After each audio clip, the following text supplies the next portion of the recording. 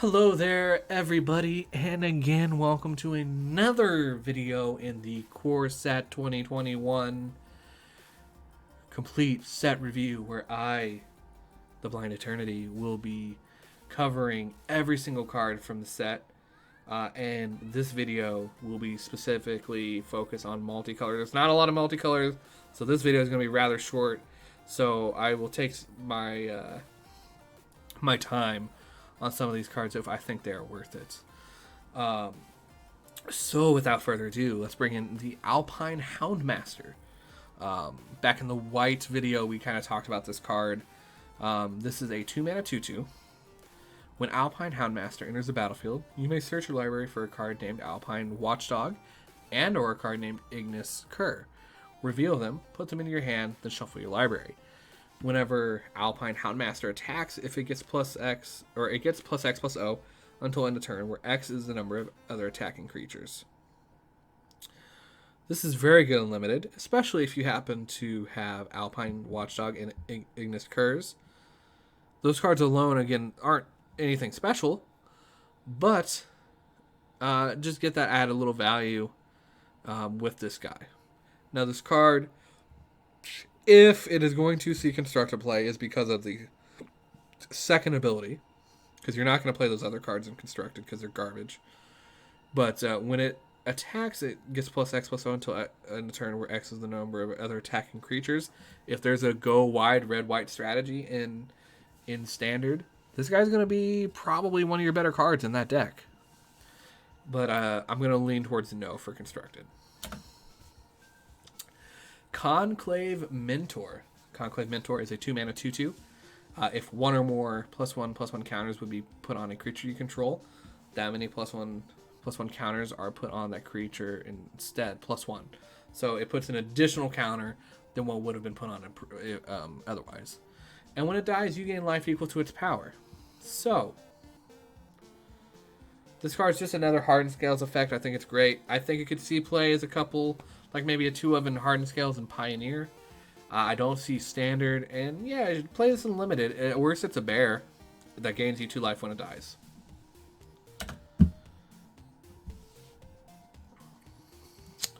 Dire Fleet Warmonger. It is a Rakdos colored card for 3 mana for a 3/3. At the beginning of combat on your turn, you may sacrifice another creature. If you do, the Warmonger gets +2/+2 and gains trample until end of turn. So here you go. Here is your flagship, like, hey, you want to go into the red-black sacrifice deck? This is a card you're going to need.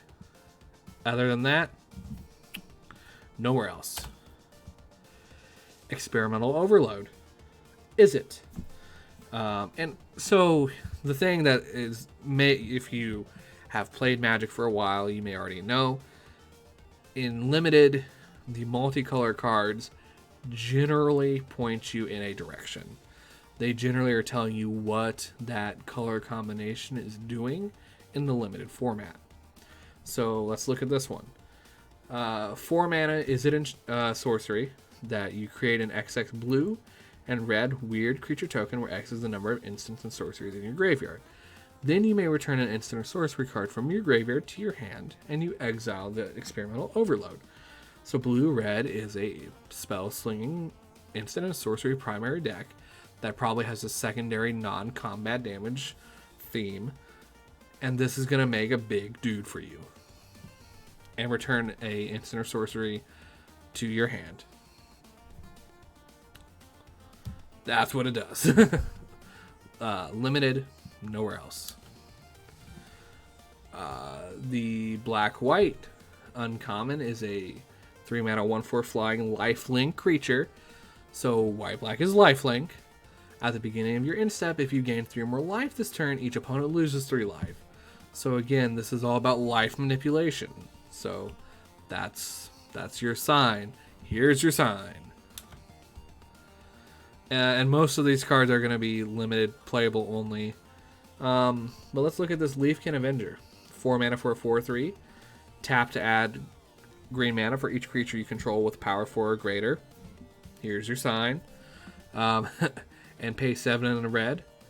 Leafkin Avenger deals damage equal to its power to target player or planeswalker. It makes mana. It cares about power 4 or greater. And it's got a mana sink for its mana. That's what we're doing here. Lore Scale Codal is a 3 mana 2/2. Whenever you draw a card, put a counter on it. Blue-green counters. It's what has been since the dawn of time. Niambi, Esteemed Speaker. Azorius colors, so blue and white for a 2/1 flash.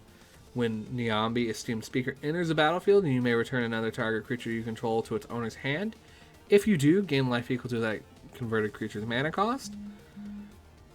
Pay 1 blue and white, tap it, discard a legend to draw 2 cards.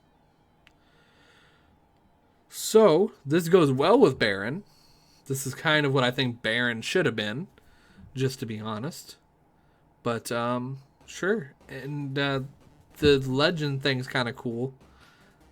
Seems just like added value, I guess, for no reason. But sure, why not? It might see... No, I'm going to say no to Constructed also for this one. But played in limited. Obsessive Stitcher is our Dimir card for a 3 mana 0/3. That's a human wizard. It taps to draw cards and discard a card. So it's a looter, which is interesting for, well, black. But then you have pay 2, blue, black, tap it, sack it, to return a creature card from your graveyard to the battlefield. So cool. It loots things into the graveyard and then is able to then reanimate something that it looted. It enables itself. Rada, Heir of Keld, for a Gruul 3 mana 3/3. As long as it's your turn, it has first strike. You may look at the top card of your library anytime and play lands from the top of your library.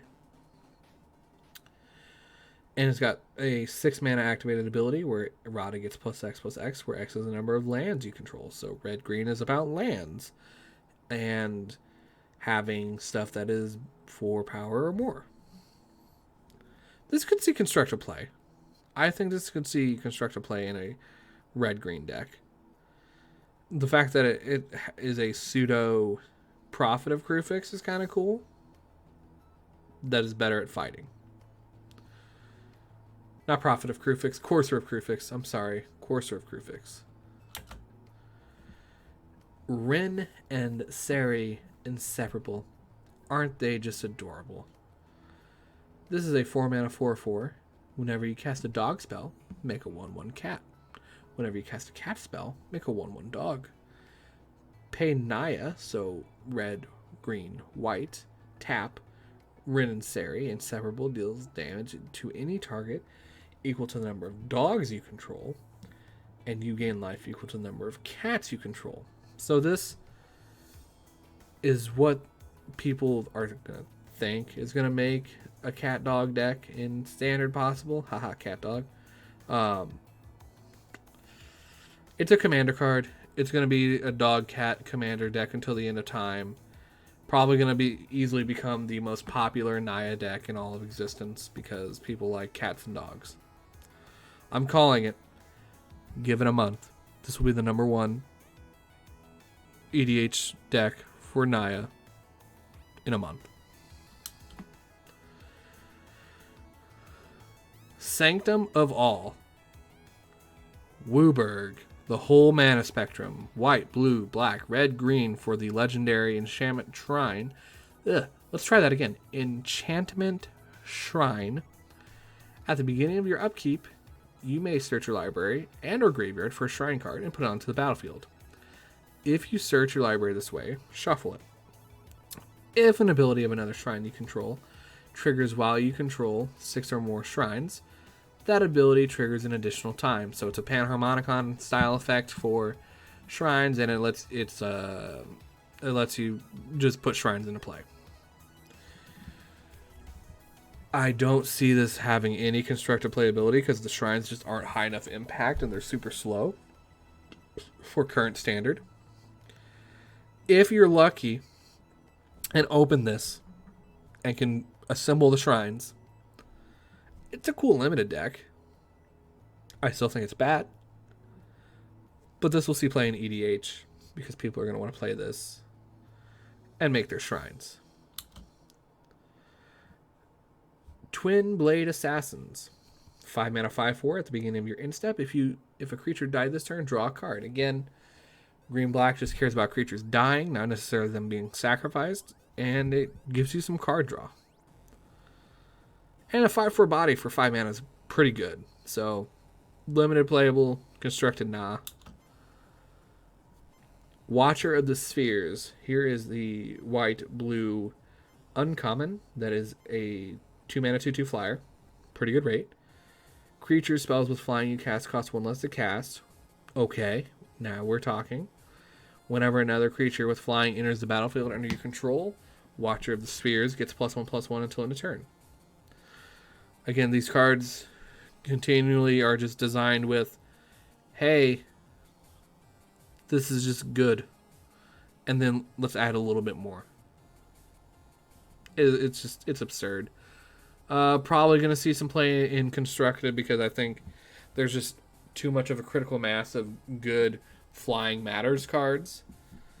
And yeah, play it in your blue-white flyers deck in limited. And that is what is going to consist of our multicolor review for Coreset 2021.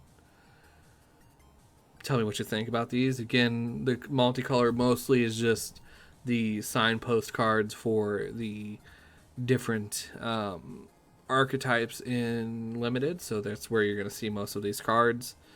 But beyond that, tell me what you think, and I will see you in the other videos.